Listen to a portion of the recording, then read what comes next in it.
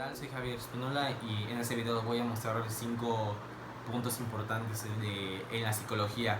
El objetivo de este video es explicar ciertas causas o ciertas acciones que puede tener la psicología en distintos puntos, como puede ser eh, sobre todo de la cultura del mexicano, su forma de pensar, las causas que tiene su personalidad de un individuo, los grupos sociales que tiene y muchos puntos más. En sí, todo esto es para poder explicar las causas de por qué somos como somos, qué es lo que mentalmente nos hace ser las personas que somos hoy en día, ya que nadie es igual, nadie tiene la misma manera de pensar que la persona con la que tiene al lado. Todo el mundo tiene una manera muy distinta de pensar, todos tienen un mundo distinto en su cabeza. Esto es más que nada para poder explicar las diferencias que tenemos como humanidad. La psicología, o la personalidad, perdón, está muy influenciada con el desarrollo del fenómeno social, ya que puede ser que nuestros gustos o que nuestras preferencias sean muy influenciadas por cierto grupo de personas o nuestras amistades. Por ejemplo, si estamos en un grupo de amigos que a ellos les gusta cierto deporte, pues a nosotros obviamente nos va a interesar ese deporte, o al menos vamos a tener un cierto interés hacia ello. Por ejemplo, si a tal persona que tú quieres encajar en ese grupo le gusta cierta película o cierto tipo de comida, pues para encajar en ello vas a decir que te gusta mucho. Y ciertas actitudes y ciertos comportamientos en la sociedad pueden ayudarte a crear tu personalidad, aunque sea inconscientemente, están afectándote de cierta manera para desarrollar en ti con lo que ya tenías desde que vas creciendo en tu infancia. Desde ahí vamos desarrollando esto que es nuestra personalidad, que está muy influenciada por los fenómenos de la sociedad. El tema es el comportamiento del mexicano con base en la historia. El mexicano de por sí tiene, desde la creación del país en sí, como México, se ha desarrollado de una cierta cultura muy característica, que es así: el macho mexicano que toma tequila, que usa armas, todo eso. Aunque hoy en día ya no es reflejado 100% de esa manera y no muchos lo consideran así, es cierto que existe un gran porcentaje de mexicanos que hoy en día siguen teniendo esta influencia muy remarcada en ellos. Gran parte de estos mexicanos sienten que tienen que ser el hombre de la casa, o tienen que ser alguien relativamente varonil, alguien que no llora, que es macho, poder así decirlo. Y todas esas características se vienen desarrollando desde muchos ya siglos en la historia de México.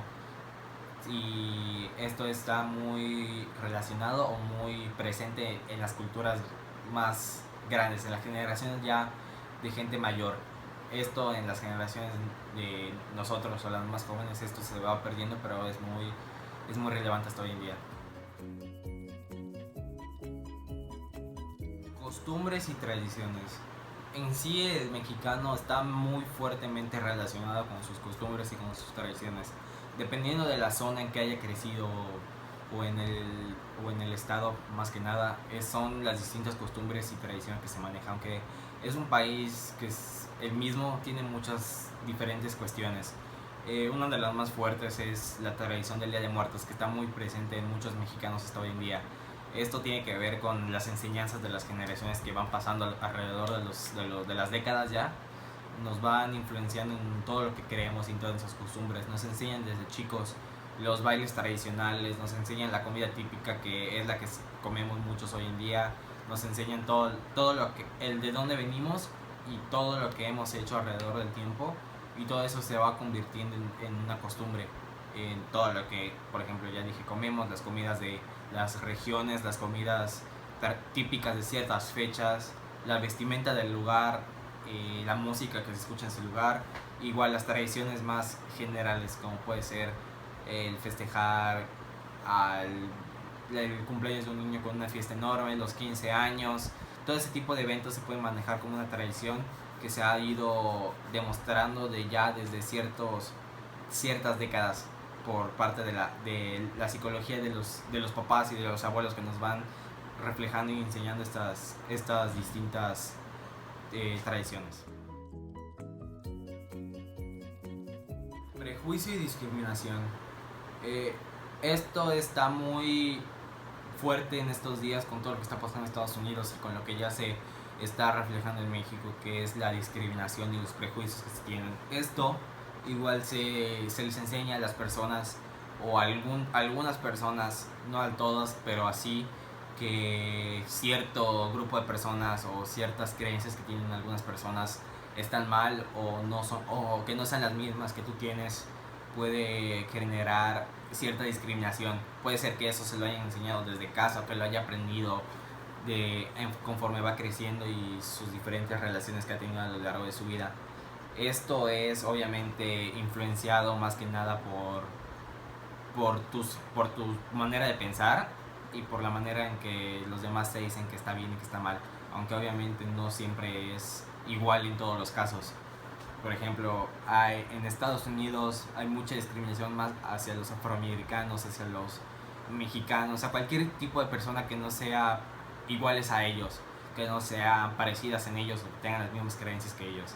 En México es parecido los casos hacia la gente de los pueblos indígenas o un poco más hacia el lado clasista, la gente que no tiene tanto dinero, la gente que vive en barrios no tan seguros como en otros. Todos esos pensamientos que tienen muchas personas de sentirse más que alguien por tener más dinero, por tener el tipo de piel más clara que alguien más, son claros ejemplos de discriminación y de menospreciar a las personas por su etnia o simplemente por ser como ellos son. Formaciones de grupos, los tipos y causas. Los grupos sociales son más que nada de dos tipos. Son los grupos que son permanentes o obligatorios y los grupos que no son para siempre. Por ejemplo, existen muchos tipos de grupos, como los grupos familiares, que son la familia con la que tú naciste, con la que tú creciste, con tus hermanos, con tus papás, con tus tíos, con tus abuelos, con la gente que conoces de toda la vida y con los que en su mayoría de las veces vas a ir creciendo y vas a ir conviviendo con ellos todos los días de tu vida. Estos podrían ser un grupo permanente porque es un grupo que siempre va a estar contigo. Otro tipo de grupo puede ser como los grupos escolares, que es tu salón de clases. La escuela en general es igual un grupo social. Tus compañeros de trabajo, la gente con la que trabajas, tus amigos, distintos tipos de amigos, tus amigos de la primaria, de la secundaria, con los que sales de fiesta, con los que compartes tus gustos, con los que juegas videojuegos.